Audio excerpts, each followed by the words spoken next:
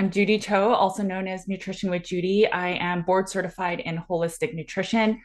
My journey with carnivore really started because I got sick. I was a management consultant for 12 years, plant based for 12 years as well. And then all of a sudden, I was struggling with depression. I got on antidepressants and eventually got on Mm. antipsychotics for getting really, really sick. And never once did anyone say that my plant based diet was not ideal for me. So I basically had a breakdown, and my oldest son was 6 months old. Something happened. I took antibiotics. I don't really know what the mechanistic reason was.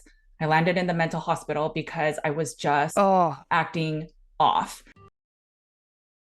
I mean, I get really emotional still thinking about it. I was breastfeeding, and then I was in the medical or the mental hospital, and I was on a mandatory hold, meaning that they determined I was a harm to myself. And so I was on a lockdown for 72 hours. And so I was forced to stop nursing. And the class C drugs of the oh, yeah, so the class C drugs, you're not allowed to nurse. I didn't know any of this. So, but my memory would be, and I would hear from my best friend that would come visit me. I'd ask, "Where's Caleb? I need to nurse him." And they would have to keep going through and telling me, "You no longer nurse." And then I would ask why. And then I would start crying oh, and not knowing that I'm going through the same thing for 3 days in a row. And I was plant based then. So then my husband didn't know what to do. So started my child on soy milk, breast milk, or formula. And it was just a hard process for all of us. And I don't know the medication. It didn't really work for me, at least the antidepressant side of it. I listened to them for the next 3 months. I took the full dose, and then it wasn't working enough that I went on 300 milligrams, which is the highest dose back then for that specific SSRI. And it wasn't working enough. And that's when um, they recommended the antipsychotic to add to it, but it was starting to make me gain weight and suffering from an eating disorder. I was not okay with that. So it was just this constant yeah. back and forth of struggling with mental illness. But I didn't feel any after effects of getting off it because I lost my memory when I did the antipsychotics, but then it just didn't work for me as well. As you know, I've been on the carnivore diet, specifically like lion diet or ruminant meat, um, for 5 years. And my assumption getting onto the diet was once I became asymptomatic, was I'll slowly be able to reintroduce foods, right? Right. Like there's some sort of gut healing that takes place and I will slowly be able to reintroduce foods. But that hasn't happened for me. Like before diet or when I first started, they were so bad that like it would cripple me for like a month. And now it's not like that. Sure. So in that way it's gotten better, but there's still something missing. 2 years ago, I think I realized I had histamine intolerance. And recently I started taking this enzyme, DAO enzyme, Mm. and I was like scared of taking it because it's derived from porcine kidney and I can't eat pork. Okay. So I was like, no, I'm not taking any supplements, but I started taking this enzyme and now I can eat kind of aged meat without having any digestive upset or anything. We have a private practice. We focus on root cause healing. We use the Carnivore Cures all meat elimination diet, similar to the Lion diet when you start at baseline. And what we found over the years is that carnivore doesn't fix everything. So I thought because I suffered from such bad mental illness, eating disorders, and all of that has resolved.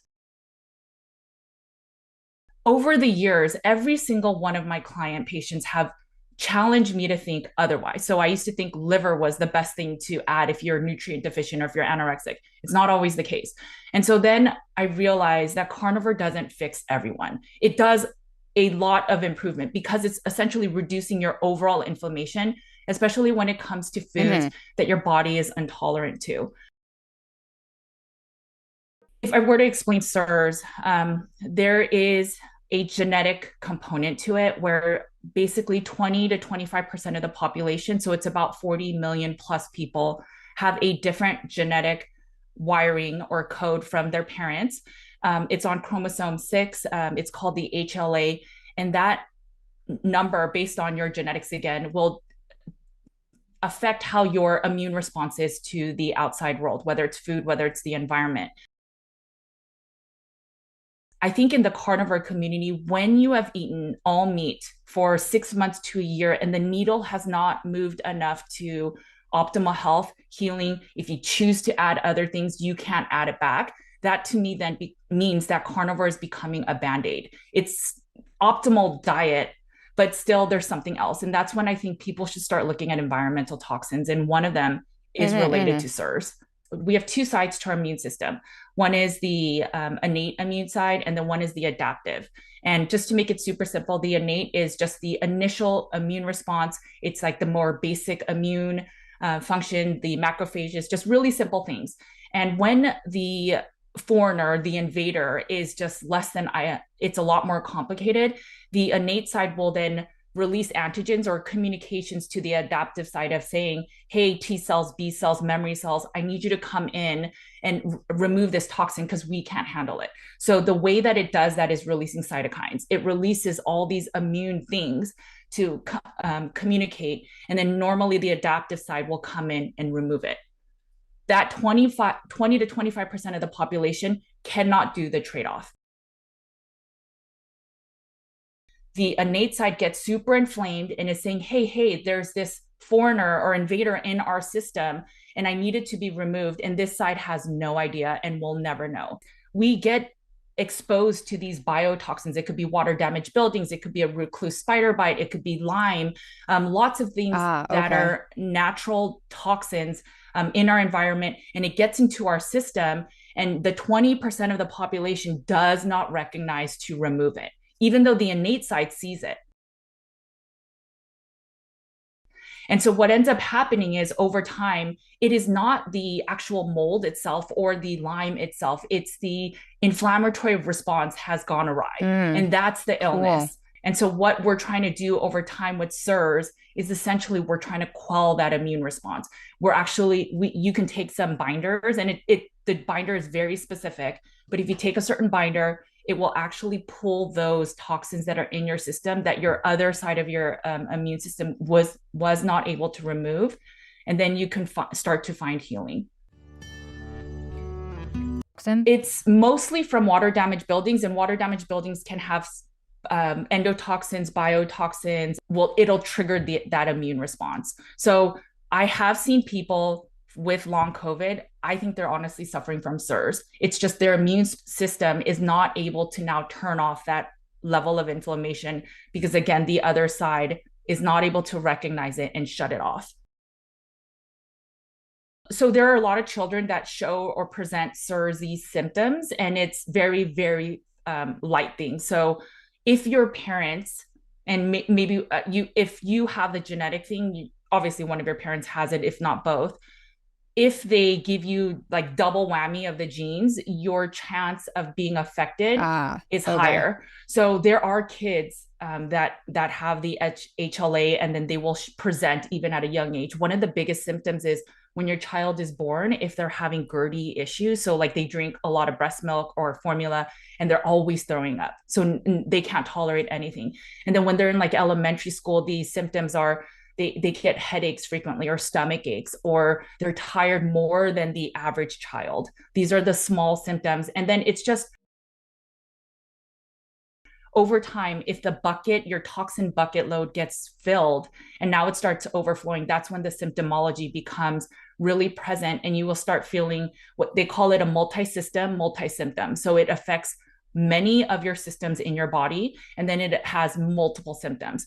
So where I think CIRS gets really confusing for people is there's a whole process and cascade that occurs, and it starts affecting your adrenal function, your androgens or your hormones, your sleep, your pain. And so people start getting misdiagnosed for so many different things.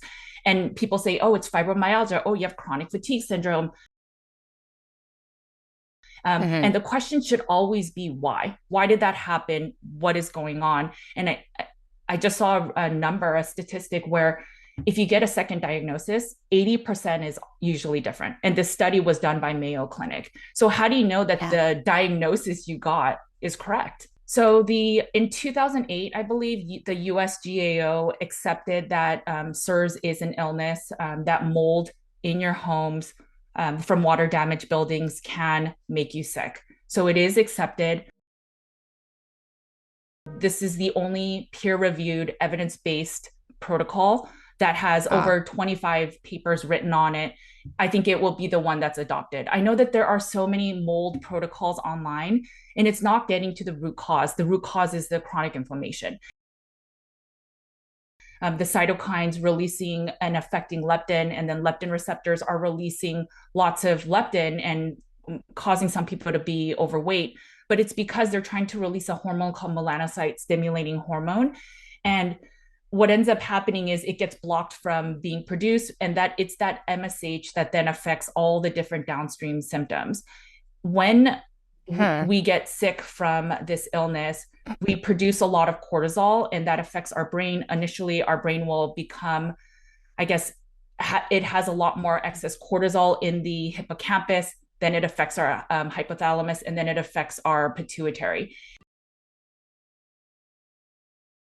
And at first, that innate immune system is trying to tell the adaptive side, there's a fire, we need to resolve this. And cortisol is obviously that stress response. Nothing happens. And over time, the brain says, we need to shut down. We have so much saturation of cortisol in the hippocampus. And when that shutdown happens, then the other parts of the brain start also saying, we need to shut down to protect this body from dying. And when that shutdown happens, that's when that master hormone, the melanocyte stimulating hormones, reduces. And it's when that reduction happens that every downstream symptomology starts to occur.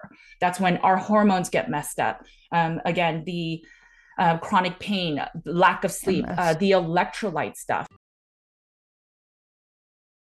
I think when people say, I can't balance my electrolytes on carnivore, yes, when we don't eat or consume a lot of glucose, we have less water retention. So, what if we are naturally imbalanced in our electrolytes, no matter how much sodium or electrolytes we consume, we're not balancing? What if that's always an issue? Carbs will mask it, but it's not resolving it.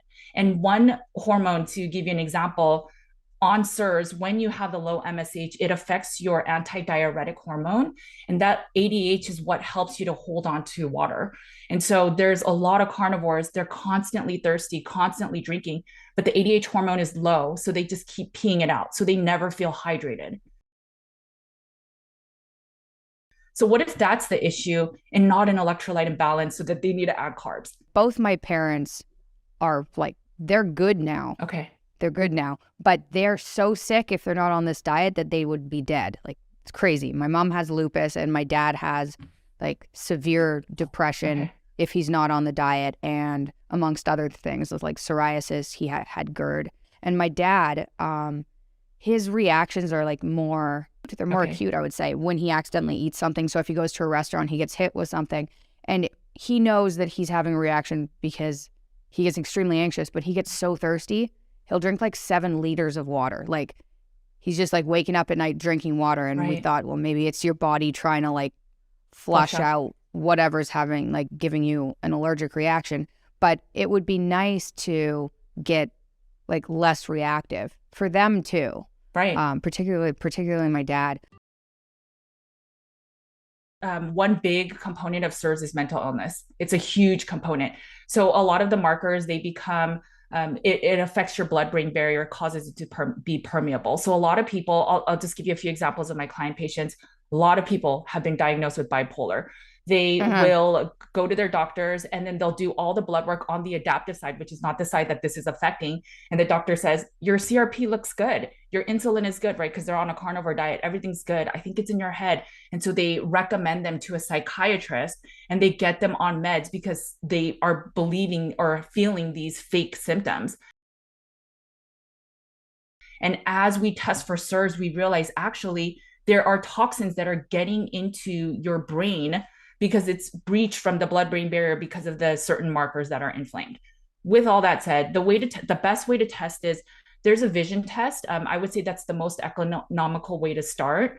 So if you fail this vision test, and it's a contrast sensitivity test, the Air Force is the one that created this test, and what they do, and they still use it now, is they want you to take a simple test to see, can you see contrast? And it's really faint. It's like these gray squiggly lines. And if your brain function isn't optimal, you will not see those lines. And it's $15. You could do it online if you have a decent computer, modern That's electronic. cool. If you fail it, there's a 90% chance you are suffering from CIRS. And then afterward, the other thing to look at is there's a cluster of symptoms that most CIRS people are suffering with. Now, carnivore will mask some of them. So a lot of people will say, oh, I don't suffer from a lot of those symptoms anymore. Maybe I only have half. But it's the question is it because carnivore is doing so well with that? So that's the other thing to look at. If you fall into 8 of the 13 clusters, which are symptomologies, you just have to look at the chart, and then you fail the VCS test, the chance of you having CIRS is 98%. In terms of the environmental allergies immune system, this is how I think of it.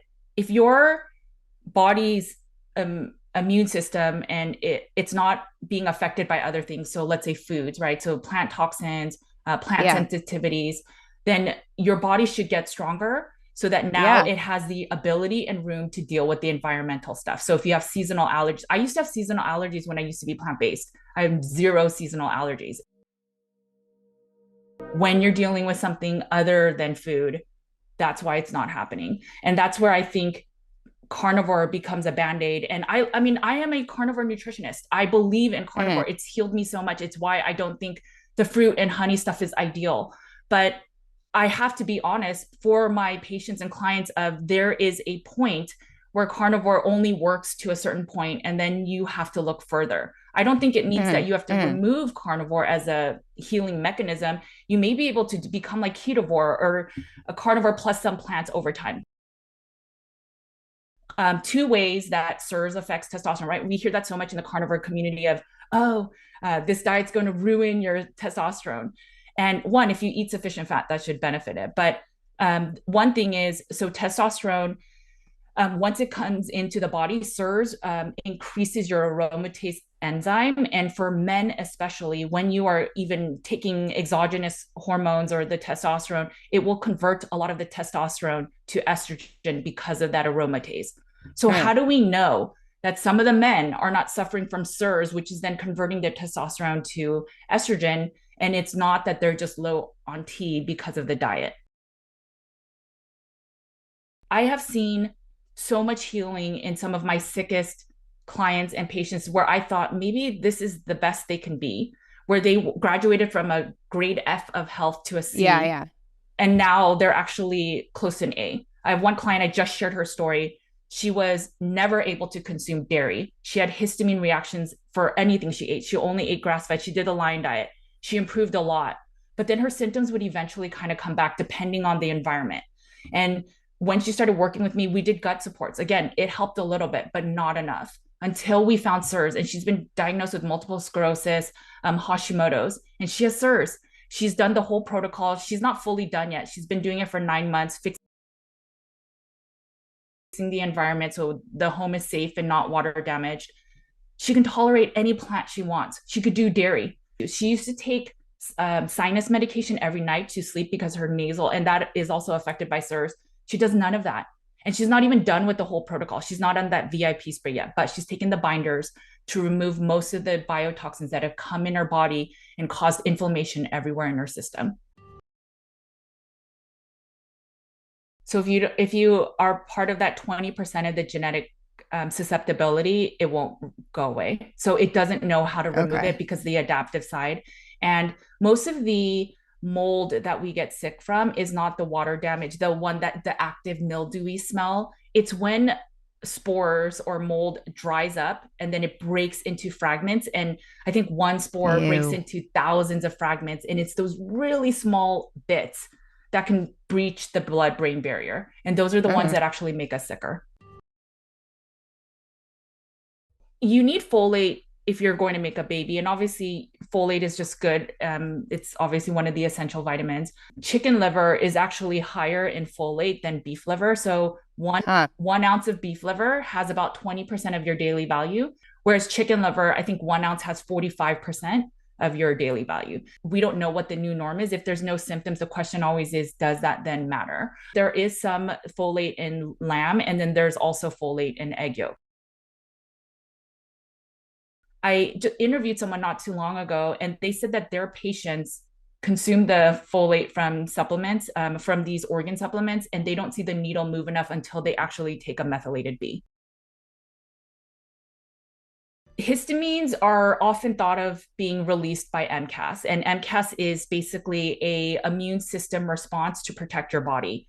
When it comes to CIRS, it's not that. It's a histamine response is part of that innate immune side. One of the responses is a histamine response. So if you're suffering from CIRS, that histamine response is actually a gene activation. It's not related to MCAS. Now, when you consume meats and foods that have less histamines, you'll feel less of a symptom, but it's not because um, of the food itself that's making you have a histamine response. I hear it all the time. Carnivore made my histamines get worse. It's not, though. It's actually that maybe your gene activation is now more present and you're noticing it more compared to when you were eating all these plant-based foods that were inundating your body with so much inflammation that you didn't know what was up from down. Yeah, so my boys are on, they've been drinking raw milk forever. I'm a fan of it. It really depends on you. So, if, for example, any amount of sugars will affect your blood sugar, your insulin levels, if you're metabolically unwell, maybe it's not ideal for you. If a little bit of sugar then triggers you to want to binge, probably not ideal for you. I know that it's good for gut health, but then if you're really, really permeable with gut health, it may not still be good just because of the lactose. So it really depends. I would say for your individual body, just maybe try an ounce a day, see how you feel with your normal baseline of health. If you start feeling reactions, it might not be good, but you want to do that for about 3 to 5 days. The only thing you're introducing is little bits of raw milk. And that's how to ideally know if raw milk is benefiting you or not. So I'm a fan of probiotics. I think that so much of our world and the antibiotic use and the die off of some of the chemicals and pesticides we use in a lot of our plant-based foods are riddled with the pesticide glyphosate, et cetera. And so it's beneficial. But from my sickest clients, they cannot tolerate probiotics at first. Even if I tell them Yeah. to open the capsule and take a little bit, it affects them. And I think it's because their immune system is so heightened that any bit, whether it's good or bad, is going to affect them. So once you get to a place that you can tolerate them, I highly recommend a high quality one. If you're eating carnivore and long term you're doing good, maybe you do once a year for maintenance. But I think if you're coming from a standard American diet, you've been on antibiotics, you were born C-section, you didn't get breastfed. For those people, it may be beneficial just to do a dose. But once you're on carnivore long term, I think maybe once a year, once every 2 years